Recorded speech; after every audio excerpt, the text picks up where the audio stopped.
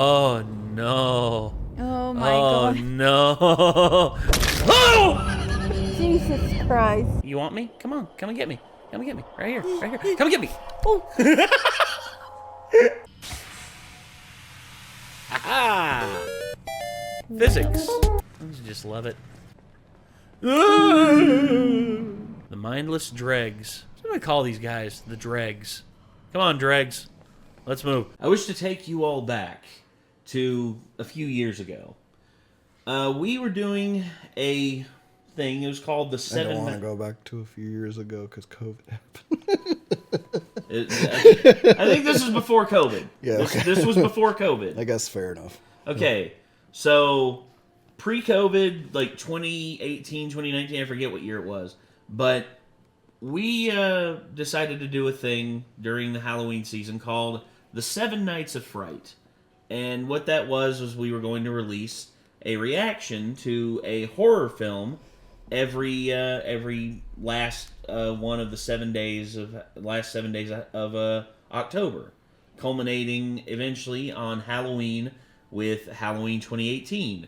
But there were several problems with that. Number one, someone who we were doing recordings with at that point got really sick, and we couldn't record with them. And then not only that, but when I tried to edit the movies down for them to be posted, the reactions would get flagged a lot. And there was one in particular, it was The Lost Boys got flagged again and again and again. And it was like 15 times it got flagged in a row, even after I did all the editing, after I put all the filters and everything else on it. Completely cut out Cry Little Sister. Yeah.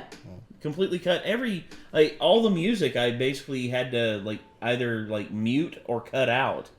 And so no, that song in particular probably get copyrighted. Cry little sister, thou shalt not kill.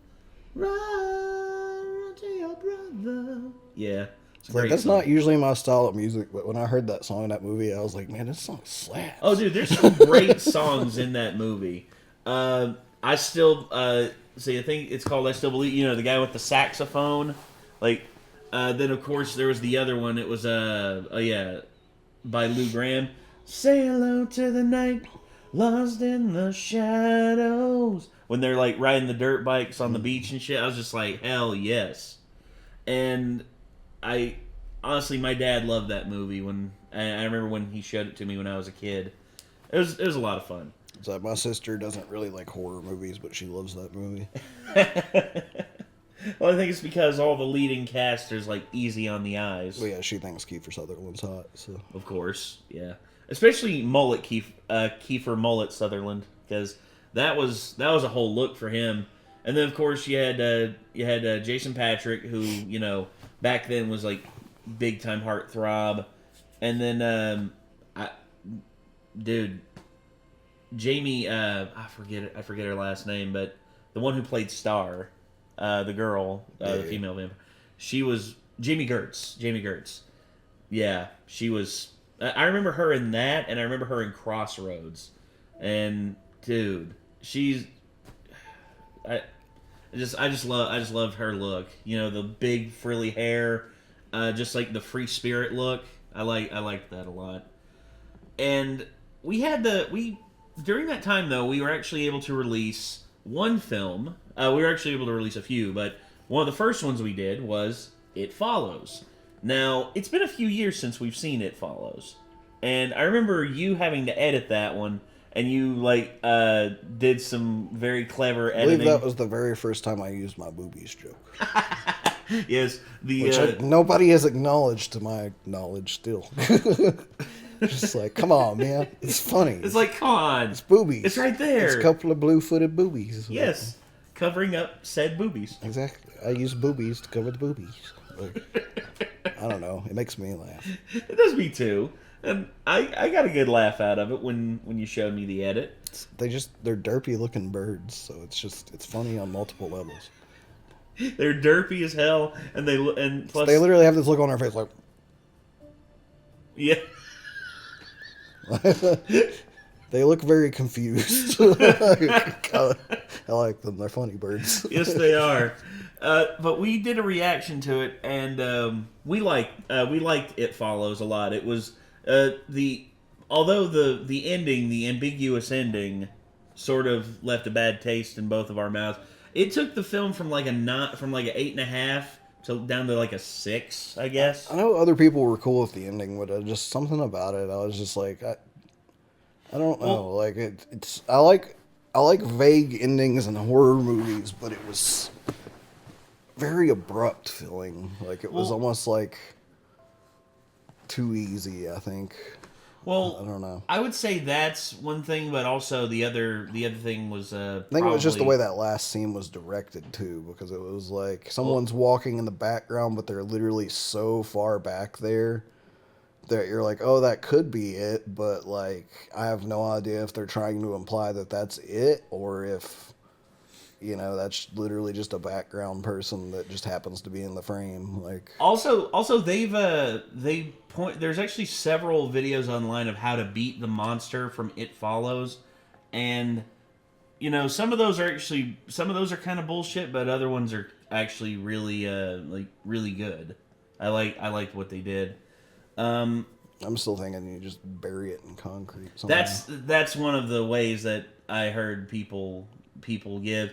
It's like you drape a thing over it. You drape like a blanket over it or something, like a bed sheet. Throw a blanket over it. Yeah. And then once you know where it is 100%, you basically tie a rope around it that's tied to something very heavy, and then you go to a pit where there's wet concrete. You throw the thing in there, and you basically make the thing fall in there, and then you just keep pouring concrete on top of it, and then you solidify it, and then it's just trapped there forever. I would just lure it through a pit that was easily able to like trap it with concrete and shit or something. Yeah. Also, if that thing's trapped there for long enough, until like everyone that has been affected by what I call the world's worst STD, if you wait long enough, and they're all gone, and they're all dead, and then it has nowhere to go. Basically. Exactly. What does it do? Does it just sit there forever? I guess it was just dormant forever at that point. Yeah, it's hard to know since they never made a sequel, and you never can guess the origin story of it or anything. Well, and sometimes telling the origin of something is not the best idea. Yeah, sometimes it's best to leave the mystery out there. But It Follows is a great film, a great independent horror film for the budget that they made it on. It's really, really good. And we're going to watch The Kill Count by Dead Meat. And let's get into it and have some fun. Welcome to The Kill Count, where we tally up the victims in all our favorite horror movies. I'm James A. Janice, and today we're looking at It Follows, a delightful little indie horror film that came out in 2014. It Follows is one of my favorite horror films of the past decade, and it's only partly because it was shot and takes place in Detroit and the surrounding suburbs, which is the area where both Chelsea and I grew up. In fact, the main character's house is literally in Chelsea's neighborhood. It's crazy. Hi, Chelsea. But even if this movie wasn't pure Michigan, I'd still love it. Cleveland song makes fun of the. At least we're not Detroit. We're not Detroit. We're not Detroit.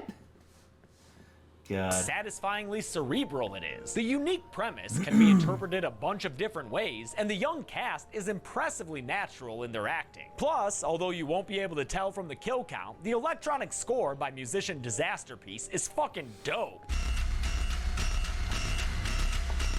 Yeah. I've been listening to it non-stop. It sounds like it was made by a corrupted LCD sound system. For that and many other reasons, I highly recommend you actually watch this movie if you haven't seen it before. It's a perfectly beautiful nightmare. In It Follows, a girl named Jay, played by Micah Monroe, contracts a sexually transmitted shape-shifting stalker. It assiduously follows her and will kill her if it ever catches her, and the only way she can pass it on is by sleeping with someone else. That new person would then be followed instead, dead, but if the monster ever killed them, it would return to its pursuit of the previous person on the list. It's an interesting conceit that can be read as a warning about STDs or a celebration of sex as an escape from death's relentlessness. And although there are rules to the creature's behavior, the movie is more interested in themes and atmosphere than trying to solve the monster's origin story or over-explaining it. What's following them? It is bad. That's all we need to know. How many kills will it get after all that following? Let's find out and get to them.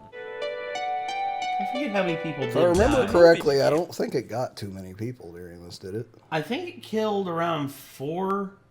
Because, let's see, I know there's the girl in the beginning. And yeah, I think there's only like maybe 3. For the most part, it's following the main girl, isn't it? And doesn't really go after anyone else. That goes after one other. The boy that she sleeps with. Yeah. In the middle of the film. Anyway. Ends on a suburban street in Metro Detroit. An awesomely fluid long one take shows a girl named Annie in a panic, looking terrified at something behind her, but thankfully still able to run in heels like she's the operations manager of a dinosaur park. Eventually, she drives off to sit on a beach by herself at night, and come morning, why, she's the first one on the kill count, having been completely mangled by an unknown force that we'll come to, kinda know. Surprised he was able to show that on YouTube. I think... this is probably pre-sponsorship. It's 3 years ago. It might be pre-sponsorship. With the tone-setting opening kill out of the way, we're ready to meet our heroine Jay, who enjoys swimming in her above-ground pool and getting ready for dates by tulip lights. Tulights? Her date is with this dude named Hugh at the historic Bradford Theater in Detroit, which is where The Evil Dead had its premiere in 1981. They play a game where they talk about strangers and pick who they would trade places with. Who'd you pick? Him. The dad? Not the son. I mean, how cool would that be to have your whole life out of you, you know? Before filling into the theater and jamming out to the live organ show. While continuing their game, Hugh points out a girl in a yellow dress that Jay simply fails to see. Right there. That's here. Right there. Her inability to I Spy with her little eye freaks Hugh the fuck out, and he leaves the theater in a hurry. Aw, y'all are gonna miss Charade. It's Grant and Hepburn. The next night, they try a do-over date that involves some coastal knee caressing and a steamy backseat makeout sesh in Hugh's car, parked outside the abandoned Northville Psychiatric Hospital off of 7 Mile. They end up having sex, and afterward, Hugh skips out on the pillow talk in favor of a chloroform rag that renders Jay unconscious. Better after than before the act, I guess? She wakes up tied to a chair inside the big abandoned building in shots that could be found in an urban explorer's portfolio. Hugh drops a truth bomb on Jay and tells her that apparently there's now a nebulous thing that's going to follow her always. Somebody gave it to me, Now I've given it and to I you. passed it to you. Back in the car. He says that the thing could appear as someone she knows or as a complete stranger, like this naked lady they see coming towards them now. The only way to escape it is by sleeping with someone else, Covered in who will muffled then be pelters. followed by the monster instead. At least until it kills them, then it's back on up the list. If it kills you, it'll come after me. The entity's relentlessness to get closer to its potential victim is truly a thing of terror that drives this entire film and fills every scene with paranoia. We get a few other rules from Hugh, like that it travels in a straight line and that it's slow but not dumb. But those might not even be fully accurate, since writer-director David Robert Mitchell has said that they're just what Hugh has been able to figure out for himself. And shit, that dude ain't omniscient. Hugh drops Jay off at her house in a humiliating way that evokes the film's themes of sex and sexual assault. Jay might not have been raped in the traditional sense, but man, did Hugh violate her. A short trip to the hospital and an earnest investigation by the police. Well, because both here's end the up- thing is that if you knowingly have an STD and you consensually sleep with someone without telling them you have an STD, that, in my opinion, is still equivalent to sexual assault. Well, it's okay. There's Because actually a you're huge, knowingly infecting someone with an STD. there was a huge case You about didn't warn this them about. in the case of Rock Hudson. Rock Hudson was an actor who was in the closet basically his whole career. And somewhere in the 1980s, he contracted AIDS. And he was knowingly engaging in sexual activity with his partner at the time, but he did not disclose to his partner that he was, in fact, infected with AIDS. And years down the line, the person who, the former partner of Rock Hudson, sued the estate of Rock Hudson and won. At least I think that's the... Hold on. Real quick before because I'm pretty sure that's what I read. Rock Hudson. There you go. Yeah, so... I know that the whole deal with Rock Hudson was, yeah, he was about to turn 60, and he died. He was one of the first major celebrities to die from AIDS. And then, yeah, lawsuits. Here we are. Mark Christian sued the estate and claimed Hudson continued until February of 1985. 8 months after Hudson knew he had, tested negative. Christian claimed that he suffered severe emotional distress. The jury awarded Christian $21.75 million in damages, later reduced to $5.5 million from Hudson's estate. So that's pretty crazy.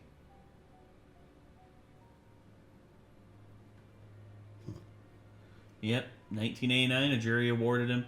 It was 4 years after Rock Hudson's death, so it was the estate of Rock Hudson that had to pay out.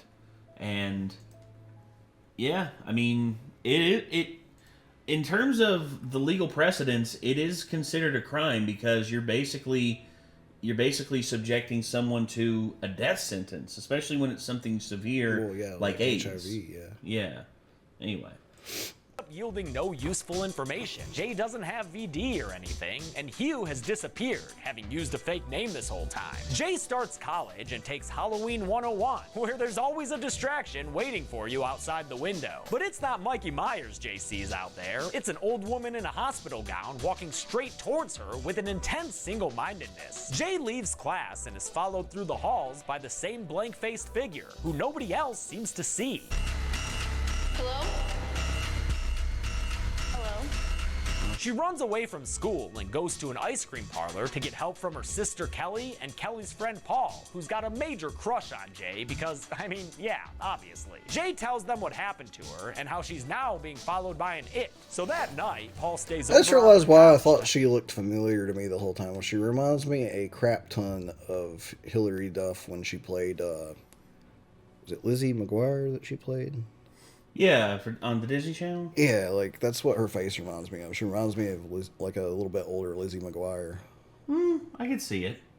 And her hair, obviously. Yeah. Well, Hilary Duff, I mean, dude, I remember when Hilary Duff was on TV and everything. I was just like, damn. I remember Disney made her, like, one of their first big TV stars.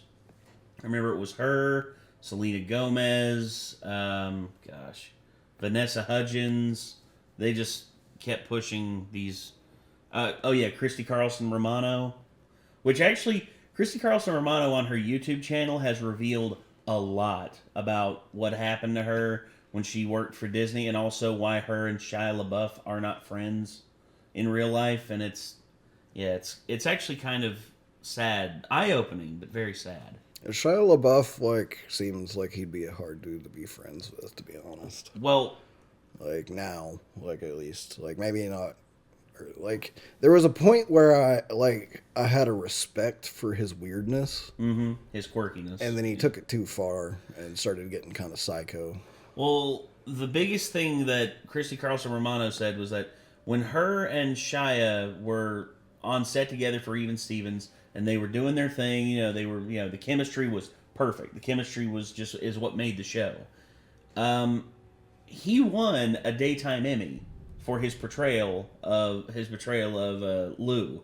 And basically, he went on there and thanked everybody except for Christy Carlson Romano. That's pretty fucked up. And Christy heard this, and she asked him about it. She's like, why didn't you thank me or anything, man? I mean, I thought we were friends and all that. And he's like, oh, I'm sorry, I just got really caught up in the whole thing, and I just forgot. It's like, it's literally your co-star, dude. It's literally the person that you spend the most time with on set. Like, I feel like that would be the first person I would think. Yes. Like, I would look out there and I would just be... you want to know, for me, the one that really struck me? Like, I would actually feel bad in that case, like, accepting that award. I would be like, so, where's the award for my co-star?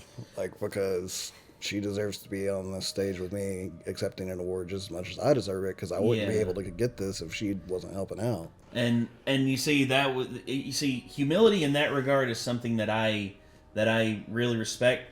Murray Abraham, when he won the award for playing Salieri in Amadeus, him and Tom Hulce were both nominated for Best Actor. Tom Hulce played Mozart, and he played Salieri, and it was basically like them like butting heads during their time in Vienna. And when F. Murray Abraham won the award, the first thing he said, he's just like, the only thing, I would say this is the greatest night of my life, and the only thing that would make it better is if I was actually able to share this award with my co-star Tom Hulce. And he like gestured to Tom Hulce, and Tom like waved at him from the crowd, and and Tom was just like super like just accepting of like the fact that F. Murray Abraham won. They both were just like very respectful of each other during the entire production. And that's what you want to hear about. You want to hear about good stories on sets and like building friendships and relationships with people that last a lifetime. And with Shia LaBeouf, all I hear about is just like ego, and that's sad because it doesn't have to be that way. Anyway, sorry. And how she's now being followed by an it. So that night, Paul stays over on their couch to help stand guard and protect her. Also joining this slumber party is Kelly's friend Yara, this girl who has a clamshell Kindle that she's always reading Dostoevsky from. I think that if one is faced with inevitable destruction, if a house is falling upon you, for instance, one must feel a great longing to sit down, close one's eyes, and wait. Huh, sounds like someone we know. Yara's clamshell e-reader is the most noticeable example of how this movie is intentionally anachronistic. I was wondering if he was going to mention that, because like that was the thing I noticed about, and I had to start looking up. I was like, when does this movie take place? And it's literally a made-up timeline, basically. It is. There's like, no this does not set take timeline. place at a recognizable point in history, because technology simultaneously exists and doesn't exist that doesn't line up. Yeah. Like, she has this freaking thing that's basically A Kindle. something that wouldn't have been out until like iPod video was out at least. Yeah. And they're watching TV on like a little box CRT. Like, Yeah, and it's like you could be like, yeah, their family is like really house. poor, but like... And look at the house as well. Look at all the utensils. Yeah, but like and their look at all oven the looks much appliances. newer. Like, I don't know. Maybe they just skimped on their TV like budget, but there is some stuff that I remember. I don't remember all of it, but I remember there being like a definite like, yeah, this is in an interesting spot where it's hard to place the actual time. Yeah. Like it's basically in a non-existent timeline in terms of technological developments. And I think that's actually really cool and a little frustrating, but honestly, I think it fits the narrative of the film better than it would with like a set timeline. It's like, oh, it's set in 1989 or set in 1995. Yeah. Instead, it's just like it's like it could be set whenever. Exactly.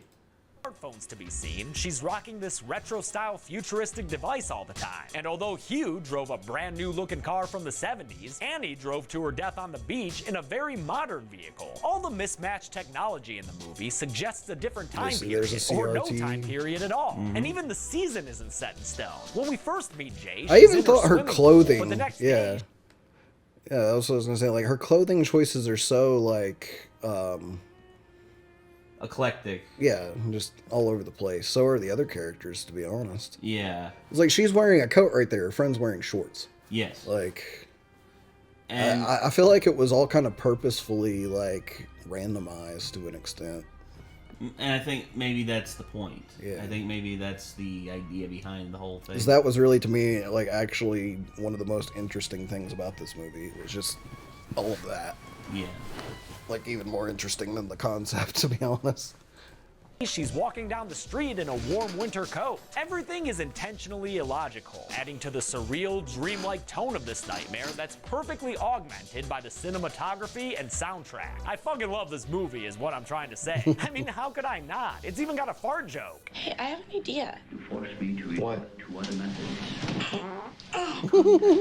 He got away. Farts are always funny. When Jay can't sleep, she comes down to the living room, surely sparking many a fantasy for poor old Paul there. But before any games of footsie can get underway, the sound of broken glass sends Paul upstairs to get the others. And while he's gone, Jay goes into the kitchen to see what came through the window. Oh shit, it's a topless lady! And she's not house trained, oh no! Jay screams and runs away from the thing and retreats to her room upstairs. She only allows Kelly and Paul inside after they plead to let them help her. Is something wrong with me? But they still don't believe her just yet. So when Yara knocks and asks to be let in, they open the door for her. CJ, nothing's wrong. Yeah. Oh, never mind. There's a lurch-looking motherfucker in the house. That was hands down like one of my favorite, like him like revealing from the dark. I was like, ooh, that's so good. And shout out to the guy who played that awesome scare, Mike Lanier, the 7'7" former basketball player and one half of the world's tallest twins. He sadly passed away last year at the age of 48. Rest in peace, man. Jay nopes the fuck out of there and rides off on a bicycle all the way to a nearby park. Weird time to try to skin the cat, Jay, but whatever calms you down, I guess. Her friends come and find her and they all hug it out, but Jay is understandably super paranoid right now. Do you see that? I do. It's a person. That person is Greg, who lives across the street from Jay and Kelly and is the kind of guy who likes to wash his own car in his own driveway. No automatic drive-thrus for this red-blooded American. He wants to help Jay out, so he takes that clean car of his and drives the whole lot of them into Detroit, where we get nice drive-by shots of that beautiful fucking city and all its tragic economic misfortunes. I never lived in Detroit, but I was in its backyard, and I bore witness to downtown's resurgence. So don't talk shit about shit you don't know. I've got friends who lived in Detroit, and you know, as much as you know the resurgence of the city is talked about, it is nowhere near its heyday, and the population of the city is still falling, and it's sad because Detroit at one point was like the automotive capital of the world. I think it was like 1 out of every 5 cars in the world came out of Detroit at one point. Now there's nothing. It's a graveyard now. Long live the D, baby. They go to the abandoned house that the con artist formerly known as Hugh was renting under his fake name, probably for like $200 a month. Inside, they find a bunch of homemade alarm systems, some made with Faygo Rock and Rye cans, hell yes, that would tell him if anything was coming inside to get him. They also find some well-used porno matches. Aww. Maybe he was trying to get the monster to follow his right hand or something. They also find a picture of Hugh with a girl wearing a letter jacket of a nearby high school. So they head to that school in an effort to find the bastard and get more information out of it. Another fantastic fluid panning shot shows a figure walking towards the school as Jay and Greg consult some records in the office. And what's awesome here is that the movie doesn't feel the need to make a big deal out of it every time. Even when they get back in the car and tell the others that they learned Hugh's real name and address, we see that figure walking towards them. But a rack focus from the camera is the only bit of attention it gets. The characters never comment on it. As unsettling as the thing is, it's now just a part of Jay's life. And the pervasive paranoia means they don't need to rely on jump scares or anything. I love that. Hugh, whhose real name is And I feel like it's also just lives in a large suburban. Yeah, you like assume that's probably it walking, but also they want you as the viewer to also be in the same mindset that they've been in, which is, could that be it? Like, you know, Yeah. like, is that just a person, or is that it coming towards me? Like, And it's not until you see something absolutely like ridiculous that you don't question it. it's like you gotta learn to strafe in real life at that point, like, because anytime you think somebody's walking towards you, you need to start sidestepping and see if they change course to keep following you. You know, Yeah. it's like if you start zigzagging and they keep like walking towards you and they don't make a look like, what the fuck are they doing? Like, you know, Yeah. like if someone's walking towards me and they're trying to get to me and they're like, what the fuck? Why are they strafing side to side? Like, you know, then I'll be like, okay, that's probably not it. Like, but if it just keeps changing and blank expression, be like, yeah, okay, time to go. I know how to make it. If someone's walking towards me, I'll know how to make them walk away if they're a real human being, and it's just like all I have to do is just be like, Jehovah's Witness, let the Lord into your life, and just watch. And if they're a real human, they'll run away. That happens every time. Jehovah's Witness, let the Lord into your life. Oh, that wasn't it. Okay. Okay, we're good. We're good. Urban home that's quite a step up from the one he was renting in Detroit. And he lives there with his mother, who you may recognize as the nude woman approaching Jay when she saw the monster for the first time. In his parents' I actually did not recognize that. I did not realize that. I didn't, for the life of me. Hugh tells the others that he can still see the thing, even though he's not number 1 on its list. Oh, and by the way, why doesn't Jay just get herself out of that top spot by sleeping with someone and passing it on? Look, she could do the same thing I did. I mean, it should be easy for her. She's a girl. Any guy would be with you. Just sleep with someone else and tell him to do the same thing. Maybe he'll never come back. Because you can actually already see the person walking in the background that he brings up, I think, in that shot. Yeah, her. Right there. Right there. You see it, and it's not until, like, she actually looks just like, the fuck is this guy's problem? Any guy would be with you. Just sleep with someone else and tell him to do the same thing. Maybe he'll never come back. Oh, Paul looks like he wants to be a hero. Since the thing is always walking towards Jay, slowly but surely, they head to Greg's far-off lakeside cabin, which I can only presume is up north, to buy themselves some time and figure out what to do next. This is where I started to wonder what would happen if Jay took a plane or a boat to another continent. Like, would this thing just walk across the bottom of the ocean to get to her? But since they're a bunch of teenagers, that's probably not a realistic financial option for them, so I guess it's a moot point. Greg's cabin's amenities not only include a fully functional kitchen, but also an old revolver in a box. So Greg has Jay try some target practice just in case that becomes a viable way to defeat this thing. While hanging out on the beach later, we get what's maybe my favorite spooky use of the evil being's mechanics. Yeah. First, we see Jay, Greg, Paul, and Kelly all hanging out and kicking back cans on the sand. Then we see Yara walking towards them all in the background behind Jay. But then we see Yara float into view out on the water. Oh shit, one of these Yara's a monster. And I'm guessing it's not the one on the pink inner tube. The awesomeness continues when we see what things look like from other people's perspectives. Since they can't see the being, they only see Jay's hair float upward as it grabs her and pulls her out of her chair. It's a great little sequence that expertly jumps back and forth. Didn't show the scene where Paul just got, like, decked by the damn thing. Yeah. He's just like, I'll save you. Just gets chucked to the side like nothing. Grabs her and pulls her out of her chair. It's a great little sequence that expertly jumps back and forth between the different points of view. And unfortunately for Jay, it turns out that all that target practice was for naught, since even a well-landed shot to the thing's neck isn't enough to stop it from getting right back up and continuing to follow her. Although they lock it out of the garage, it busts Except a it hole definitely in the door and actually tries to stopped get it at for them a with second. jump. That's So you know it can be stunned. Yes. It even bled.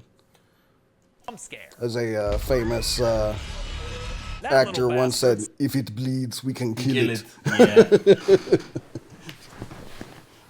Yeah, that was probably the scariest scene in the movie right there. It was a creepy looking dude.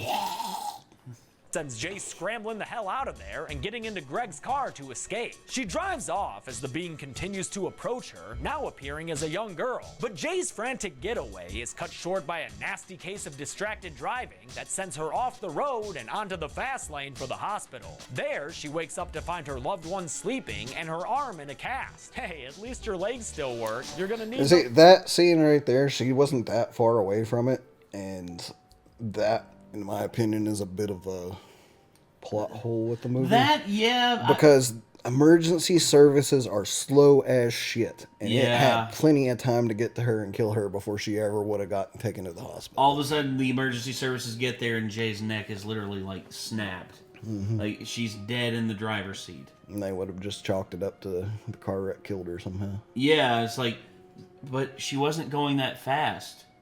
Like, she must have been going faster than we thought, because look at her neck. to run, you know? To help Jay out, Greg agrees to sleep with her right there in the hospital bed. Wow, really falling on your sword there, huh, Greg? Or I guess she would be the one falling on. Never mind. 3 days later, Greg tells Jay that he still hasn't seen the entity, although that might be because he slept with one of these ladies we see him laughing it up with here. We never find out if he did or not for sure, but that's okay. Ambiguity is just fine, people. In any case, Jay still doesn't feel safe, so she spends all her time locked up in her room and watching Greg's house across the street for signs of any its trying to follow him. Well now, who's that there, Jay? I don't think it's a Jehovah's Witness knocking at Greg's door, because those people are friendly and can tell you all about Jesus Christ without breaking your windows. Jay runs over to Greg's house and climbs through the broken window. It's funny that you mentioned Jehovah's Witness and then I didn't expect that. I didn't expect. When she gets upstairs, she finds the being disguised as Greg's mom incessantly knocking at his door, pausing only long enough to stare daggers at Jay real quick. When it resumes knocking, Greg answers his door in standard teenage boy fashion. What the fuck, Mom? This the fuck, son. Jay walks in to find the entity doing Whoever played Greg's mom was very okay with showing her titties off, apparently. Yes. I got to see them multiple times in this movie. Killing him with some fucked up pseudo incest. Oh boy, there is a lot to read into here, and I can't even begin to do it in a kill count, man. With Greg, you know, I actually had the thought that I think you like Jay, like right here, like she should have been like backing away, and she would have been hearing him scream, and then very slowly you'd hear like bones snapping and stuff like that. And you wouldn't know exactly what the fuck she did to him. And I think that would have been a little bit more powerful and poetic than, you know, showing this. Because this is, don't get me wrong, this is still pretty terrifying, but I think not showing, like, not showing it is more powerful in certain regards. That's what I would have done anyway, but that's my artistic choice. Jay is back on the thing's list. Oh, it's doing the thing again. In the premier position, so she drives far enough away to stay safely overnight at the Carhood Inn. The next day, she wakes up and walks down to the beach where she sees a trio of dude bros. I also never understood why she slept on the hood of her car. Party. Also never understood why she slept on the hood of her car. Because it was warm. It's like, what? It's out in the open where it can just get to you without. Yeah, I don't know. I don't know the logic behind that. Car hoods are warm though. Whenever they've been driven for a long time. Then Jay is there, and ain't no lake gonna stop her from getting in on it. At least that's what we're left to assume, since the next time we see her, she's sadly and wetly driving back home. Did she reluctantly sleep with those dudes to buy herself some time? Again, it's ambiguous. In fact, she never tells Paul that she's passed it on, if she did, so he goes ahead and offers up his own services. I want to help. Yeah, Jay, Paul will give you his noblest boner. She shoots him down quietly, and in his rejection, he gets an idea from a picture of Jess at a city pool. They load into a car to head there with their plan, and they'd better step on it, because Jay sees the monster again, and it's naked Santa Claus. Okay, up on the rooftop, dick. Yeah, just hanging dong. And we talk about the ones that are, they're obvious. It's like, well, obviously that's the thing, or that's it. Yeah. As the kids walk past gorgeous old Detroit homes, Yara talks about the very stark border between the city and its suburbs. When I was a little girl, 8 Mile. my parents wouldn't allow me to go south of 8 Mile. And I didn't even know what that meant until I got a little older.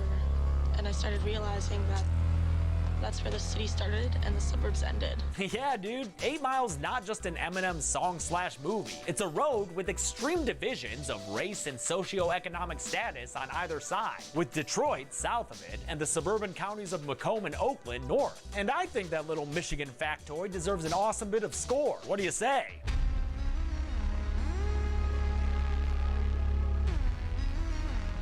Yeah, the Michigan suburbs, yeah, also places like Grosse Pointe and like that.